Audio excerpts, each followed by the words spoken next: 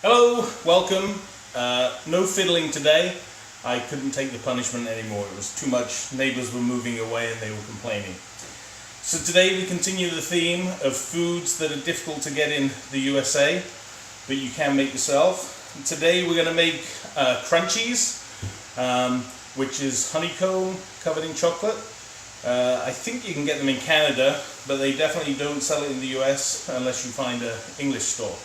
This is super simple to make, and kids really find it exciting because it's basically like a science experiment. At the end of it, you'll get this kind of volcanic reaction when you put in some baking soda. So it's a fun one to make and really doesn't take long. As I said, it doesn't contain many ingredients. Basically, you need 2 tablespoons of baking soda, 200 grams of caster sugar, or just, granular sugar, and we're going to need 5 tablespoons of honey. So I'm just going to put in the 5 tablespoons of honey. 1, 2, 3, 4, 5. That's good. And that's where the liquid comes from. So we don't stir this or anything at this point. You do not add the baking soda. And what we're going to do is we're going to just heat this now over a medium pan just to melt the sugar, to dissolve it in the honey. So the honey is in there. I'm not going to stir it or anything yet. We're going to just let it heat up. But the honey will dissolve the sugar. So that's 200 grams of sugar and 5 tablespoons of liquid runny honey. So we can see now the sugar's dissolving in that honey. It's gone quite liquid.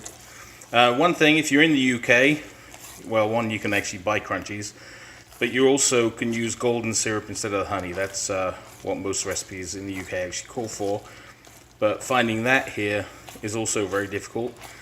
And one thing I want to do is make a shout out to Lisa Mosley, who was kind enough to sort me out with some HP sauce where my stash ran out during this COVID-19.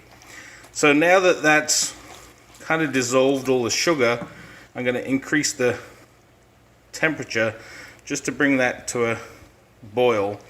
And what we're looking for is it's changed color to like an amber color, and I'll come back when that's happening. Next, it's got a much darker color. All the sugar's definitely dissolved, and what's going to happen now is things are going to happen very quickly, and it's going to be a little tricky for me having the camera and doing this, but we're going to try my best. Basically what's going to happen is I'm going to take this off the heat, and then I'm going to add the bicarbonate of soda, or the baking soda, and we're then going to put it into my tray that is tin foil lined.